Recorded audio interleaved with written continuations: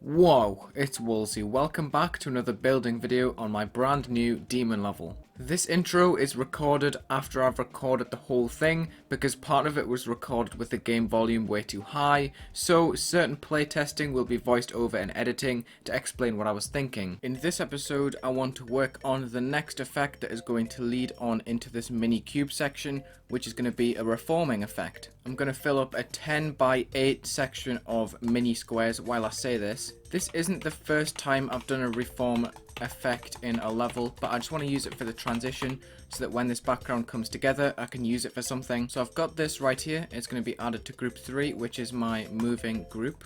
I want to give every column and every row a unique ID. It's a tedious process, but it's worthwhile. Nearing the end of the columns.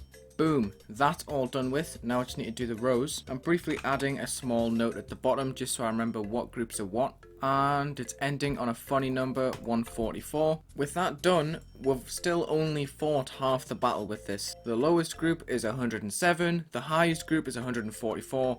On the left hand side of the level, as far back as you can possibly get, I'm going to be lining a bunch of move triggers from 107 to 144 with a bunch of random X and Y movements. 0 move time. I'm going to drag these sliders to random places, copy paste, next group, just trying to get a good range of X and Y values on this. If somehow the same one gets done twice, it shouldn't really matter because each pixel will have 2 groups. Because of the way I've done the row and column thing. There's a very small chance that 2 pixels will get the same movement, which is to my liking. This is the result of the triggers.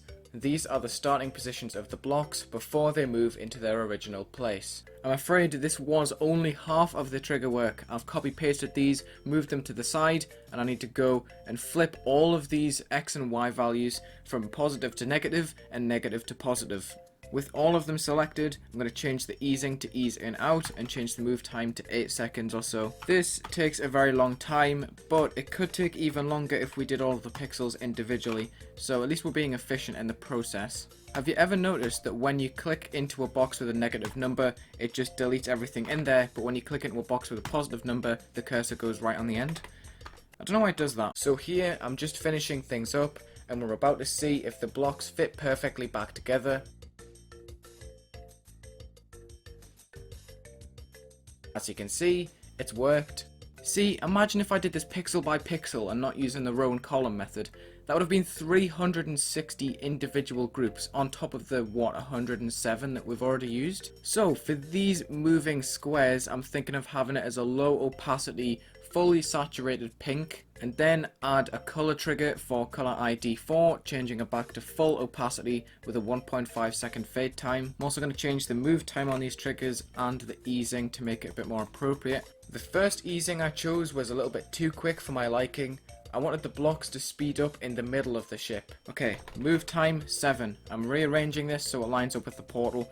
The duration lines keep on popping in and out. This is kind of an issue with the editor. If you have a lot of triggers, it doesn't know what to do. I just kind of wish there was a system that when you selected triggers that it would prioritize their duration lines and stuff. This was the easing time that worked.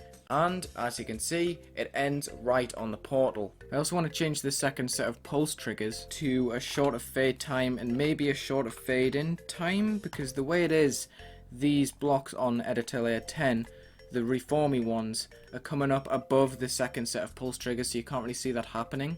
Basically, I want these effects to be individual and not merged. So in every one block there's 2 objects. If I select the bottom row, there's 18 objects. How did I not notice that? I wanted this to be 8 by 10, not 9 by 10. What am I doing? So I've moved that into the middle of the screen. I've had to readjust what I was going to add here. I want these 2 pillars to slide onto the screen while this color trigger happens when everything is coming together. The left ID is 145, the right one is 146. I'm going to add 3 to both so that they move along. At the very beginning, I want to move each of them out of their place. So 145 is going up 100 and 146 is going down 100. And then right in line with this, I can swap the IDs and these will be in place. At this point, I'm very happy with how it looks And I'm about to pass over into the second recording session, so this is the last voiceover you'll hear. But yeah, I've taken a small break since the last recording session. I'm ready to make some designs in this part and develop the structures a bit more. Hopefully I can fully decorate this beginning ship in this video. This whole ship section so far has been very dark. I want to add some flickering white detail that kind of fits in with the whole ominous vibe. So I'm going to keep this the same on the saws and the blocks. Well, the same idea, just with different designs and decoration pieces. I think circles are going to be easiest to execute this with. I'm going to link this, give it a new group, and then copy paste it again, scale it down to about 0.75, give it another new group, then copy paste it again, scale all the way down to 0.5 and give it 149. Just making a note at the bottom what these groups are. I'll copy paste these to all of the saws. You're going to have to half space at times. For the smaller saws, the outer ring is gone because it doesn't fit and you can't scale past 0.5 on the bottom. It also adds a little bit of variation too. So to put the decoration on these blocks, I'm going to go into the circuit blocks at the bottom right here and just pick the square and paste the state of the outer ring. This will give it T1 and also group 147. Then I can continue doing the exact same procedure that I did for the circles, just scaling it down and then adding the new group. The lines on these squares are a little bit more thick than the ones on the saws, but I think that's okay. So for this flickering effect, I've got to make them all invisible to begin with. Then I want to stagger these like so. Change the fade time by 0.1 and then change the opacity to 1. Then I'll copy these, move them 2 to the right, no fade time, 0 opacity once again. So this is what we're looking at right now for these decoration pieces. Then I want to play with the fade times with some of these triggers, turn them on and off at different times, stuff like that. I think these look pretty cool. I don't know, it's quite original in my opinion. It gives a neon vibe while it's also mysterious at the same time, which I like. And then I also want to add a pulse trigger. So all of these objects can get set to a brand new group to make the pulsing easier. Maybe I'll just pulse it to purple and then 5 and 3, something like that. So it's basically creating this illusion that the blending screen above everything is also tinting the white, which is pretty cool in my opinion. Although it does get a bit too purple, I might change it to something like blue because that complements purple and pink pretty nicely. I'm a fan of the light blue actually. I think that works pretty well. This is where it gets pretty interesting because obviously these are all linked together, but if I have a set of arrows, I can set this to 147, this to 148, this to 149, and it uses that flickering effect in a different way without having to make a different loop of triggers, which is saving groups, which is saving this and that, and it's just a lot more efficient, and it's a pretty creative way to use the triggers that are already there. And what's interesting is that I could start it off on a different color so that the pulse affects it differently. But before I do that, I want to slot some little ground decoration pieces, like these little squares along the bottom. So I'm just copy pasting these, flipping them, putting them in different places on the top and bottom of the screen, and they will act as some kind of foreground decoration to distract from the layers behind. And they shouldn't be too prevalent because these pulses aren't very often. You see how cool that looks? So the next decoration I want to add is going to be using color 9, which is black, just using the pulse, not the flickering effect. I'm going to set 2 lines up like this, and then I'm going to put 2 mini blocks to the side of them. Except I can't half space them. For some reason I thought I could half space that in between. So I'm going to have to move this 3 steps down and then 3 of these arrows, and that should be right in the middle. Anyway, this is going to be on half opacity black. It's also going to have group 150, which is the pulse effect, same as these. So this is what it's going to look like in the middle. In fact, I'm going to select these and add them to a brand new group 151. Then I'm going to go and duplicate this pulse trigger and make it go to 151. And then change this to quite a bright pink. Scratch that. I play tested it. It looks awful. You're not getting to see how it looked before. It's going to white. And then these little dudes can maybe get some kind of blending. I'm gonna have to use 2 new color channels, which is kind of not poggers, but it's gonna be worth it.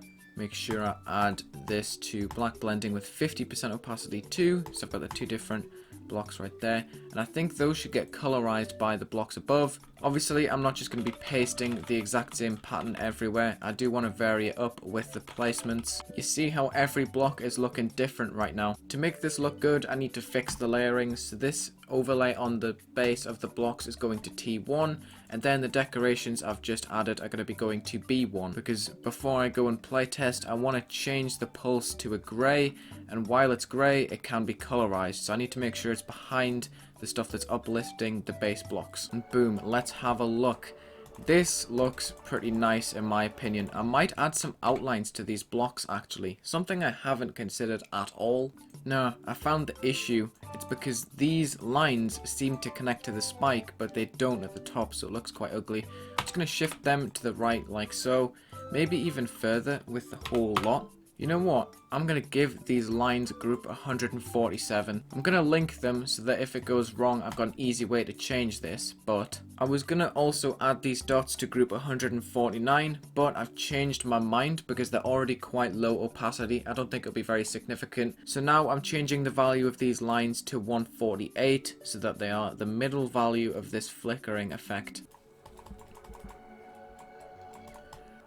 I think this is better, honestly. I like this a lot more. It's a lot more clean, and that allows me to add some outlines right on the spikes without it looking too clustered. You know what? I'm just thinking about it, and I don't know if there's going to be a way I can even add lines to these spikes without having to format the whole block.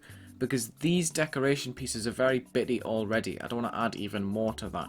So I might just leave it the way it is. So my next priority is portals and also the space underneath the saws. A couple of layers of glow using the flickering groups works pretty well. And these are also on 152, which makes it, no, 150, not 152, 150,2, which makes it go to blue. So this works pretty nicely when it all comes together. I might add one more layer to it on the front, which is always opaque, because as you can see, when these glow things aren't visible, there's a lot of open space beneath. Recording session number 3. I finished off the glow underneath the saws and around the portal, as you can see right now. To top off the glow that I've just added, I'm going to be using these lines as well as a little gradient piece on top.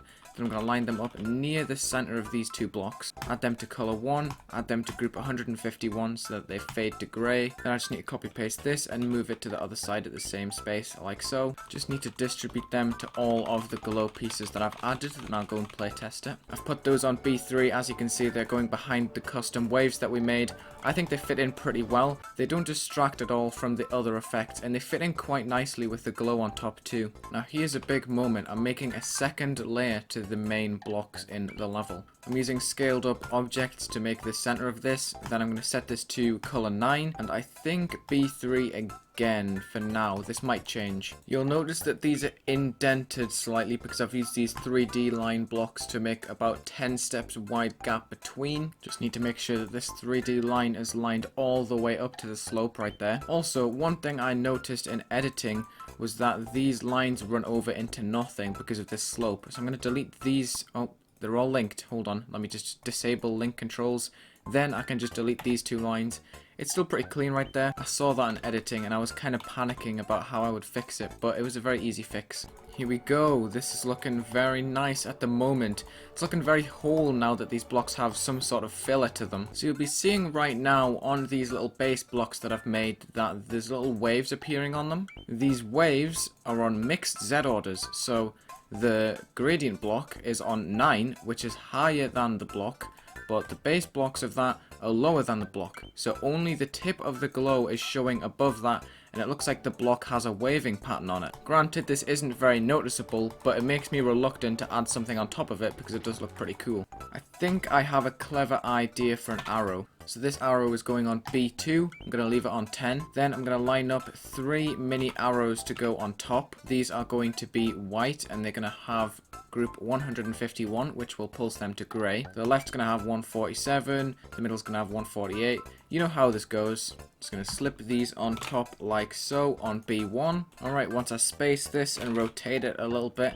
I think this is good to go. Okay, awesome. I like these arrows. One thing I want to do is delete all of these squares that the base objects that I added earlier would override. They technically don't overlap, and there's not really an issue with them being there, but I kind of want to reduce the number of these that are scattered around, and I think that's the best way to do it. There's a couple of these regular square blocks that don't have any base behind them. What I want to do is use these 4 half slab blocks and just make a nice little gradient from top to bottom that gets darker. I don't know how that's going to look in game, but it looks pretty cool in the editor. And then look at that, I can slip in some little pulsing details as well. That's awesome. That's going to go in color 1. I'm going to do the whole 151, 148 thing I've been doing for every other piece of decoration. Look at that. I've smashed it.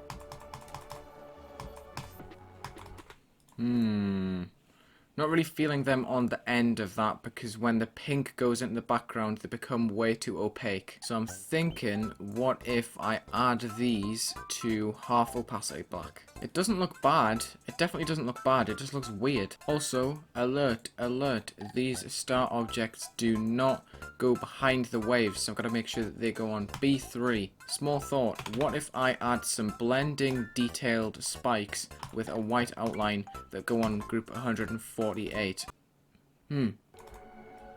Bang! There it is. The visibility is so much better now. I'm happy with that, actually. You'll see I've added a couple of saws right here. I'm going to explain that real quick. So basically, these two circles, this is on 149 and this is on 147, if I can even select it. Then right now I want to add some purple glow on top, so make that T2, and this will be group 148. I've spread them around a little bit. It's filling up the space pretty nicely. The invisible blocks go hand in hand with the flickering effect, I think. Just want to add these glow pieces to group 150 so that they go blue. Ooh, that's going to look cool. Alright, we've just hit 4,000 objects, and I think that's substantial progress for this episode, because I'm kind of tired of building this for now. Obviously, that beginning isn't done. There needs to be a couple more details here and there, especially on those blocks. But I think I've done a pretty good job with the flickering effect and the reform effect. It's crazy. The reform effect does not feel like this episode, but it was. Thank you for watching this building video. Like, subscribe, check the links in the description. Have a good day.